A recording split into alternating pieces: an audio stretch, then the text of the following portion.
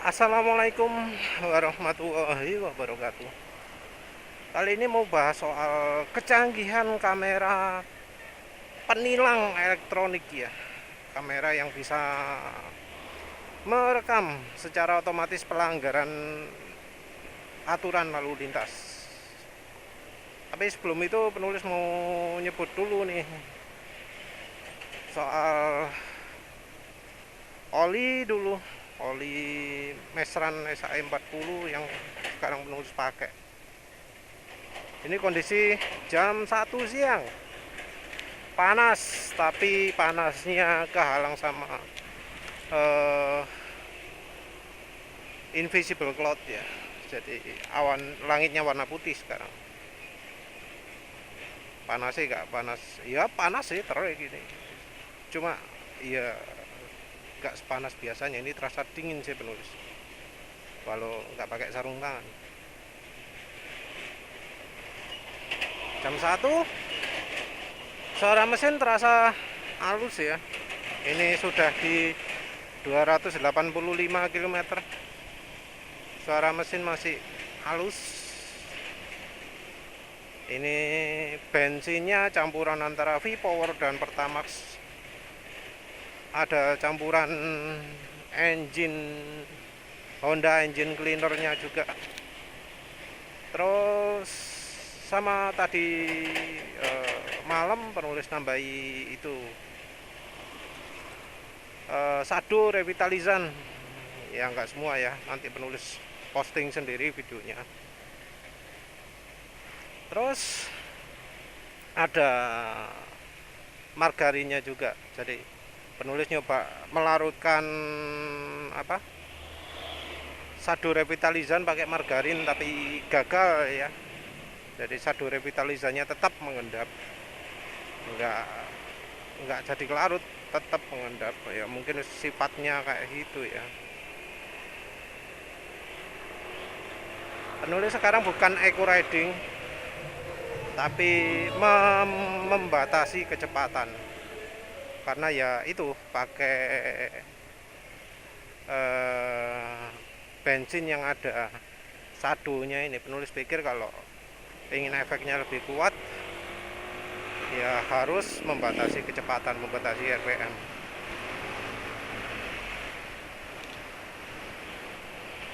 Entah sih penulis kalau di oli efeknya ke mesin itu lebih terasa kalau pakai eco riding.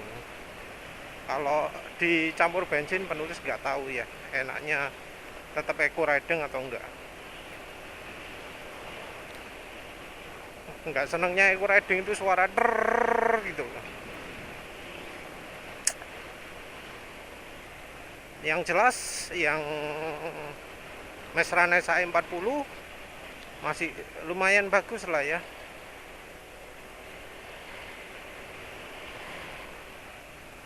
Masih halus walau suara ternya jadi keras. Suara ter itu biasa terdengar kalau olinya encer. Tapi dari gesekan piston sendiri minim ya.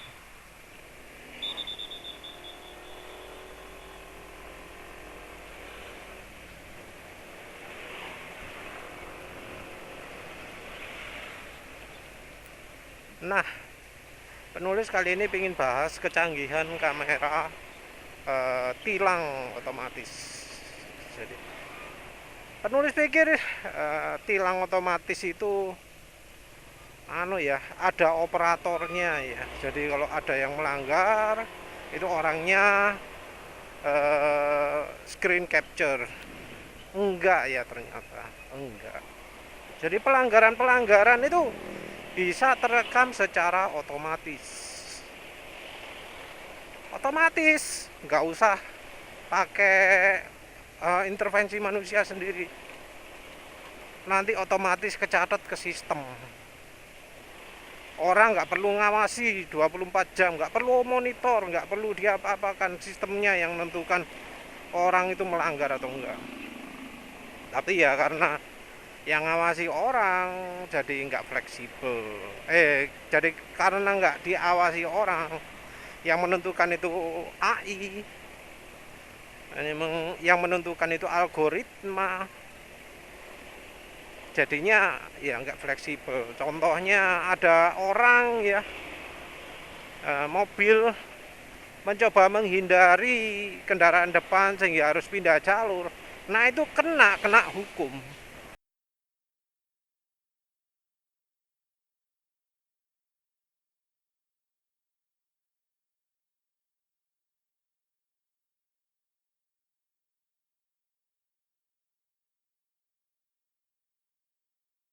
Kena kena tilang.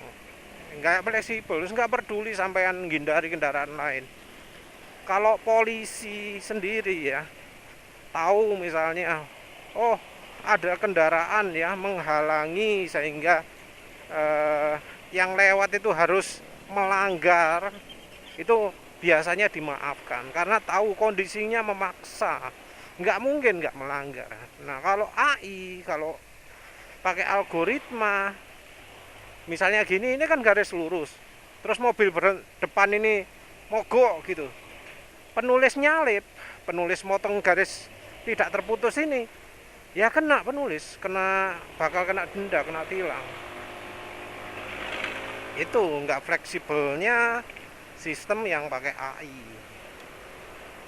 Tapi ya selain itu, wah, wes canggih ya,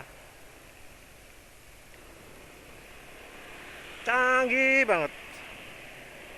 Jadi mungkin normal ya kalau kameranya itu bisa menangkap ada yang melanggar batas kecepatan. Tapi kan biasanya ada yang kalau pas ada kamera, pelan-pelan pelan-pelan disesuaikan, jadi jalan sesuai batas kecepatan. Jadi misalnya awalnya kencang, mau kencang gitu, kita milih-milih. Pas ada kameranya kita jalan pelan, pas nggak ada kameranya kita jalan cepat. Nah ternyata yang seperti ini nggak bisa dibohongi, ada namanya segmented speed kamera ya. Jadi dia deteksi kita ini waktu pas di segmen segini kecepatannya kan 60 ya, terus dideteksi lagi di segmen ini berapa detik kita bisa lari, bisa menempuh ke kamera yang kedua. Kalau ternyata waktunya melebihi dari yang seharusnya, kena.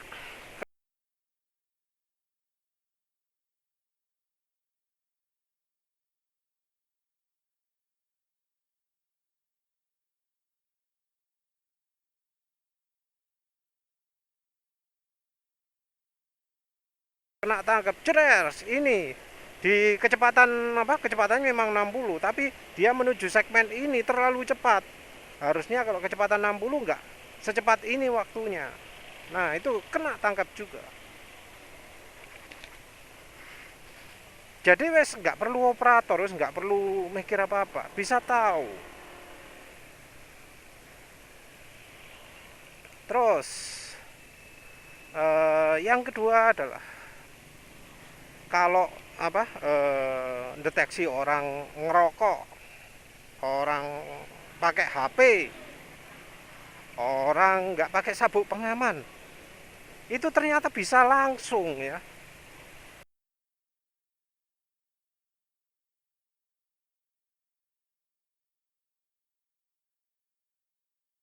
langsung sistemnya yang deteksi, komputer bukan sistemnya, malah kameranya, bukan dari dari istilahnya apa jenenge, dari perekamnya, bukan, enggak, tapi langsung dari kameranya sendiri langsung deteksi.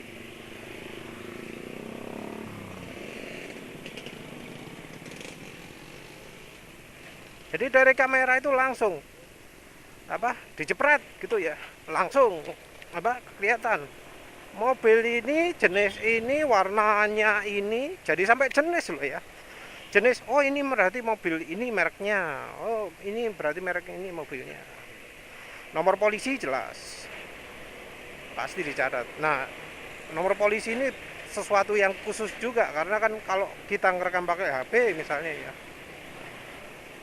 kadang gambarnya plat nomor itu kelihatan cuma putih tok karena disinari kan malam-malam.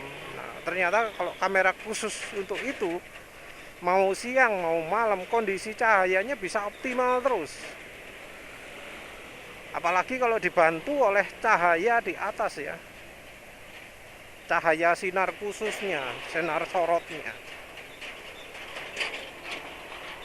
itu dijamin bakal kelihatan sampai orang di dalamnya. Jadi siang-siang itu kan biasanya kaca mobil itu kelihatan hitam. Nah, ini dengan lampu sorot itu, siang-siang pun tetap kelihatan orang di dalamnya itu. Jadi katanya sampai bisa nembus kaca gelap yang 80%. Katanya sampai gitu. Nah, dari situ rupanya resolusi kameranya itu sangat-sangat tinggi. Selain cepat ya, karena mobil kan lewatnya was was was was gitu. Frame rate kameranya tinggi, terus resolusinya juga tinggi. Jadi wajah itu kelihatan jelas sampai bisa dideteksi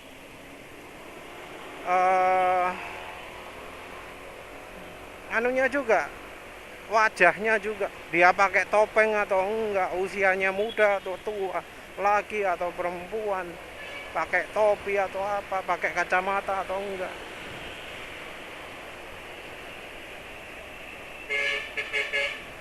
Terus apalagi ya, umur, sekitar umur berapa gitu dikira-kira, sampai kayak gitu.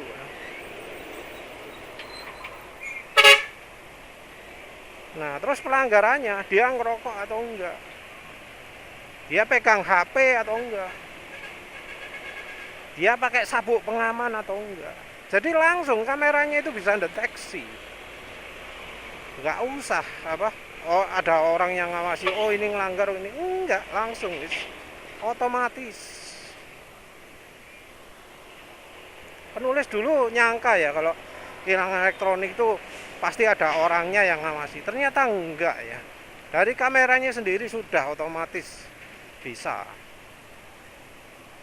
Langgar lampu merah bisa langsung. Jadi sudah nggak usah diawasi orang, dari sistemnya sendiri bisa langsung tahu, oh ini orangnya ngelanggar lampu merah. Jadi kelihatan, ditunjukkan lampunya lagi merah, terus mobilnya lagi nyebrang, itu langsung ada warning, gitu ya.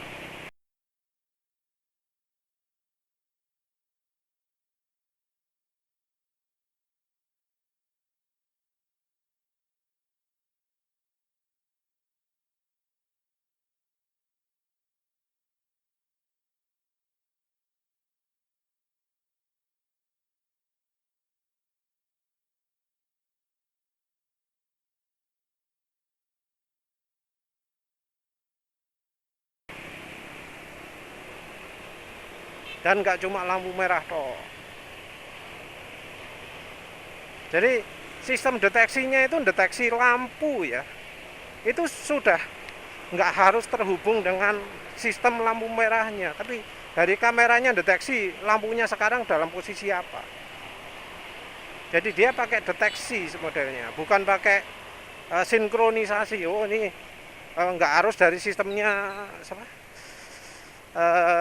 sistem elektronika lampu merahnya ya, jadi nggak perlu ada ngalurkan kabel khusus gitu, enggak, tapi langsung dari gambar, oh ini lampunya merah, mobilnya lewat sini, oh berarti dia ngelanggar.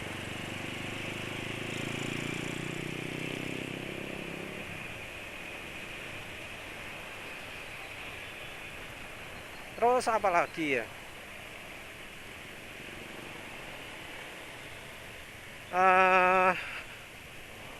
pindah jalur.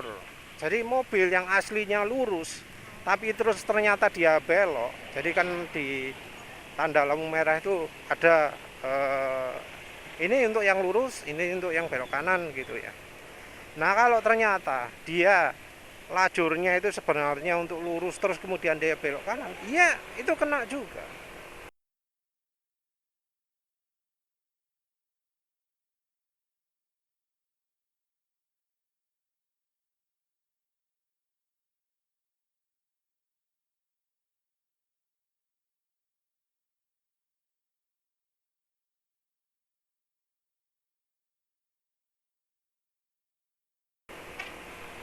Kena, canggih lah.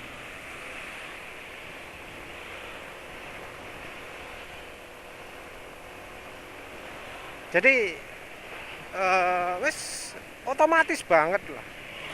Ada yang sampai ngukuri parkir juga gitu ya.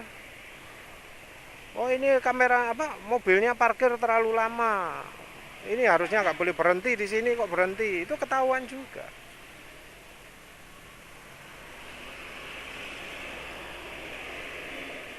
Apalagi,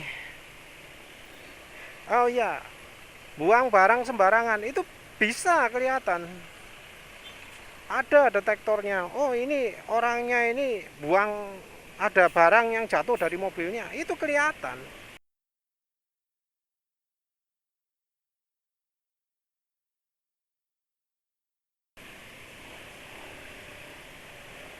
Repot kan ya.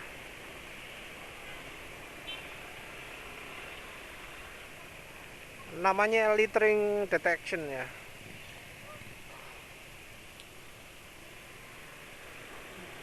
Terus apalagi eh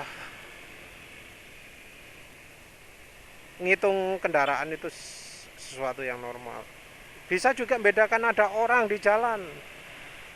Kalau misalnya ada orang di lewat jalurnya mobil, oh ini ada orang, ada barang ya bisa menunjukkan juga.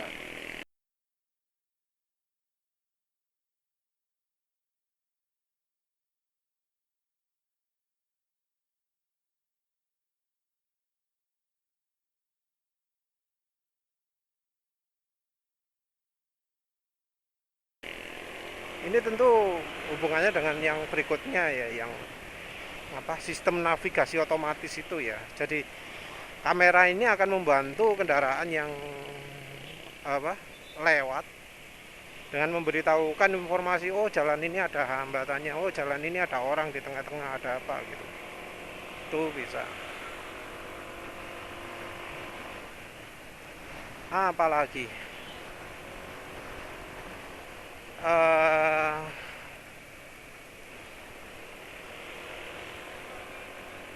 kayaknya itu aja ya, pakai pelanggaran-pelanggaran lalu lintas itu bisa otomatis lah. Berhentinya melebihi batas itu juga kedeteksi ya, gampang kalau itu ya.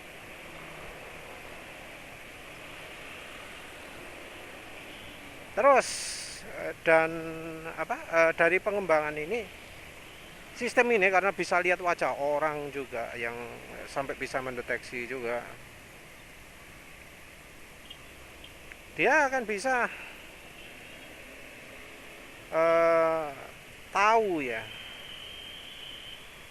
kalau misalnya orang itu tercatat di DPO, daftar pencarian orang. Jadi entah orangnya, entah kendaraannya, oh ada mobil seperti ini,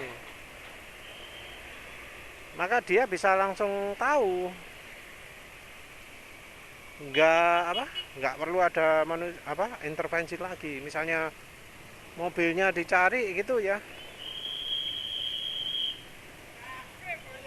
bisa langsung kedeteksi, udah kecatat sama sistem. Atau kalau orangnya dicari juga sama, langsung kecatat sama sistem.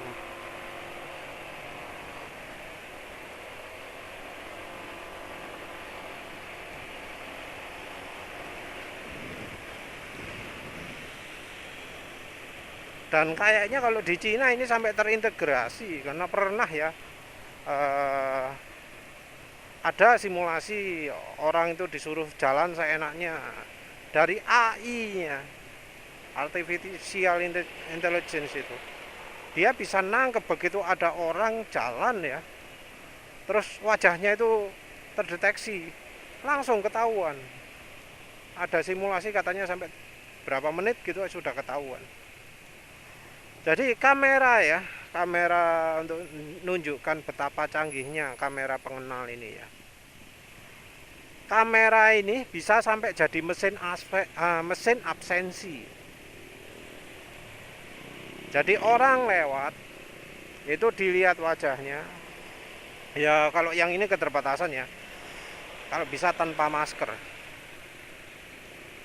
Orang ini lewat gitu ya, wajahnya dikenal, langsung pintunya buka. Begitu orangnya nggak dikenal, pintunya nggak mau buka.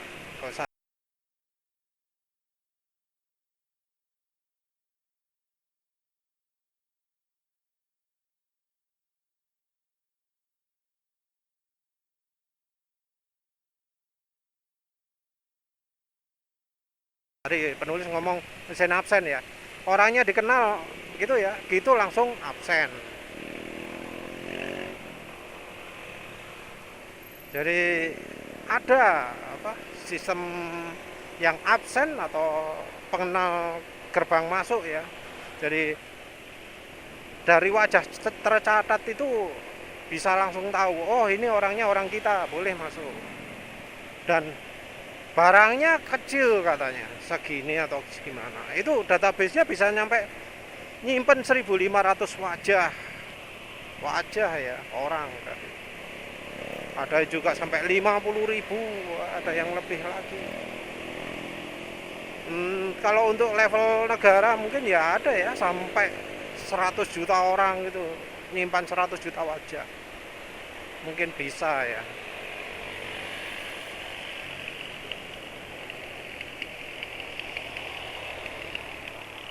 Canggih itu ya.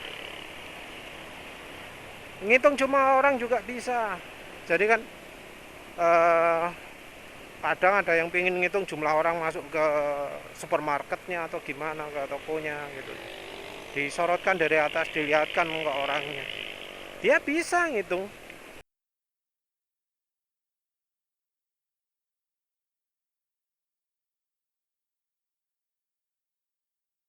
Jadi dia mengenali dari wajah-wajah yang berbeda gitu. Kalau orang sudah pernah masuk, nggak dihitung lagi dia sama dia. Langsung orang jalan masuk saya sudah dideteksi.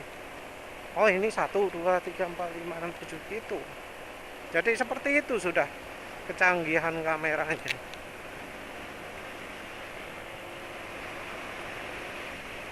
Jadi kameranya wis wah gak sederhana kamera HP yang harganya puluhan juta sekalipun lah.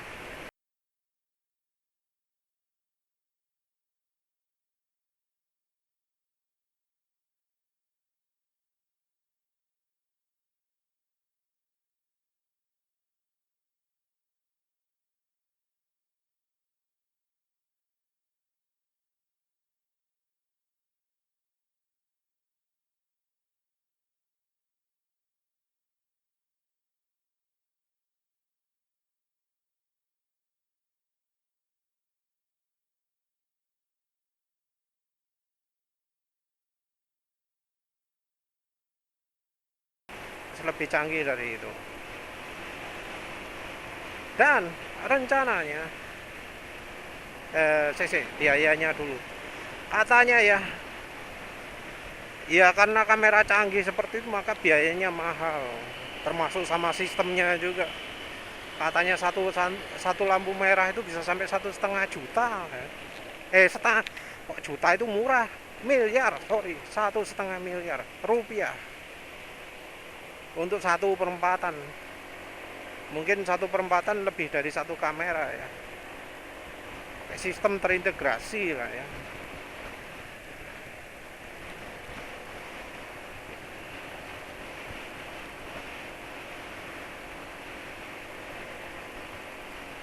Nah rencananya ini juga nggak hanya di lampu di setiap perempatan atau di setiap lampu lalu lintas saja, tapi juga akan dipasang pada mobil-mobil keliling. Jadi nggak cuma unit yang stasioner saja, tapi juga di kendaraan-kendaraannya polisi atau dimanapun ya yang bergerak. Nah, pelanggaran ini akan tercatat langsung oleh kendaraan, entah mungkin mobil polisi atau motor polisi ya, nanti bisa otomatis nyatet pelanggarannya. Jadi orang harus hati-hati, nggak cuma di lampu merah tok, tapi di kondisi lain juga.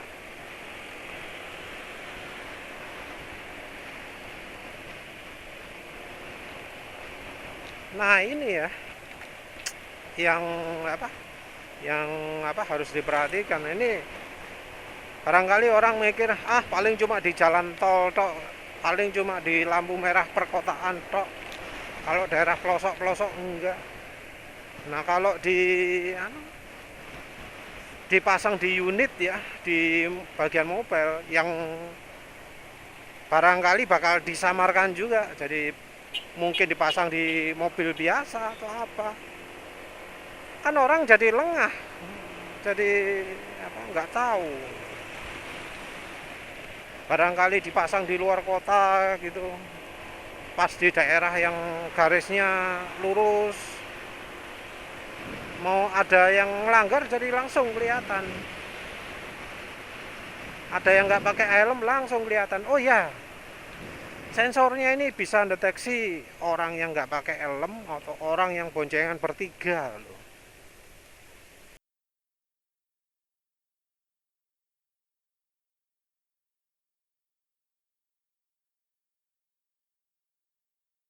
Jadi bisa tahu sistemnya itu.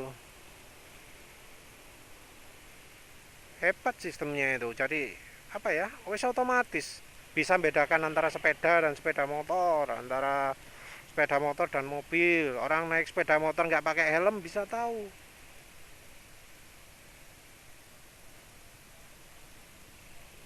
Ya memang polisinya enak sih, jadi kerjanya untuk pengawasannya ringan, pelanggaran lalu lintasnya jadi bisa langsung ketahuan, nggak usah pas kalau ketangkep orang tok, kalau di patroli tok.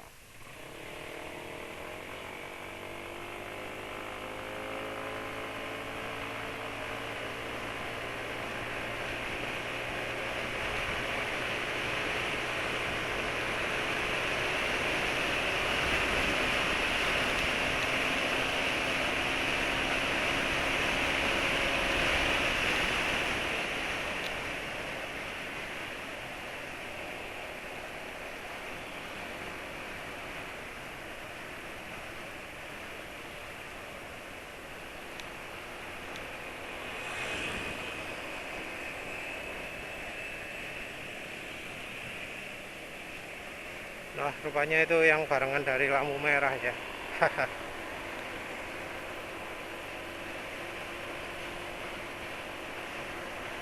Nah sistem seperti itu ya wis canggih ya, tapi ya tentu butuh dana tinggi itu. Tapi mungkin ya bakal dapat pemasukan negara yang tinggi juga, karena kalau yang melanggar banyak otomatis kan biaya yang masuk negara lebih banyak. Bisa aja dalam waktu 1 bulan bisa langsung impas ya, siapa tahu. Karena misalnya satu pelanggaran aja 250.000, yang melanggar tiap hari 1.000, sudah 250 juta.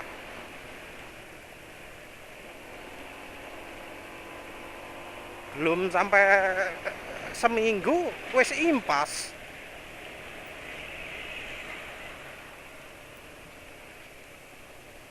Tapi ya ini dengan asumsi kalau semua orang yang lewat itu, bukan semua orang ya, banyak orang yang lewat itu melanggar. Karena kan ya lampu merah itu kan ada ribuan yang lewat.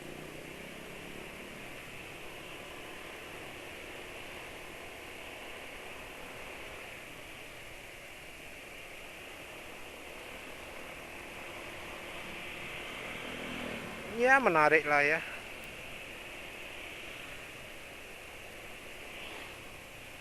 Ya moga-moga aja dengan adanya tilang elektronik itu cegatan jadi lebih sedikit ya.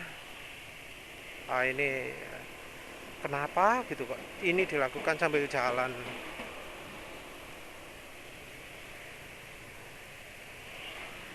Ya kalau ada tilang elektronik kan wis gak begitu perlu melakukan razia di jalan, kecuali mungkin knalpot racing gitu ya. Razia knalpot racing, razia apa lagi, razia pajak. Sudah bayar pajak kendaraan belum, STNK-nya sudah mati atau belum, kalau itu nggak tahu.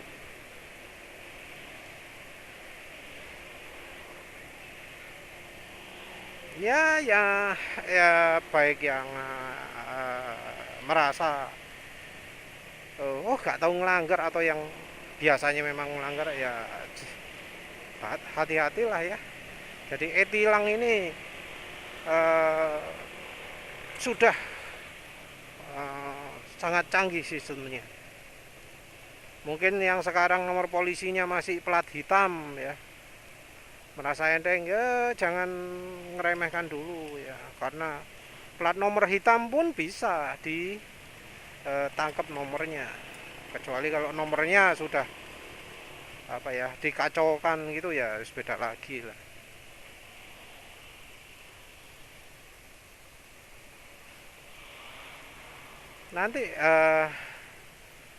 Nanti ya katanya sih makin banyak kalau yang apa unit mobilenya ya, unit yang keliling penulis nggak tahu itu, katanya sampai ada ribuan untuk khusus Jawa Timur dok. Wah serius banget itu. Ya wis lihat aja nanti gimana. Balik lagi ke ini, pemakaian aditif sadu revitalizan. Ini kayaknya yang kerasa adalah efek margarinnya ya. Jadi efek margarinnya makin licin sih mesin. Tarikan agak bingung juga penulis. Tadi kerasa agak enak, tadi kerasa kacau juga. Tadi tarikan terasa agak enak, tapi dipakai kencang masih kurang kencang ya. Mungkin karena siang. Biasanya kalau siang gini waktu 0-100 nya nggak begitu baik. Tapi tarikan RPM menengahnya terasa mantap. Tapi mungkin itu juga karena sudah pakai setelan CU plus 5. Setelan CU plus 5 emang kalau untuk siang itu enak banget tarikannya. Dalam kondisi apapun ya. Mau olinya jelek, mau bensinnya jelek, siang itu terasa enak tarikannya. Entah apakah ini sudah termasuk terlalu boros setelannya. Yang jelas fuel dilutionnya nggak berkurang. Nggak makin parah ya. Fuel dilutionnya nggak makin parah setelah di CO plus 5. Bensinnya di Porosno CO-nya nggak makin FD-nya fuel dilutionnya nggak makin parah. Malah kayaknya makin membaik. Efek sadonya minim banget ya, mungkin karena banyak sekali yang nggak larut. Mungkin cocoknya emang dicampur sama oli. Ya wes lah, begitu saja ya. Terima kasih udah menonton. Assalamualaikum warahmatullahi wabarakatuh.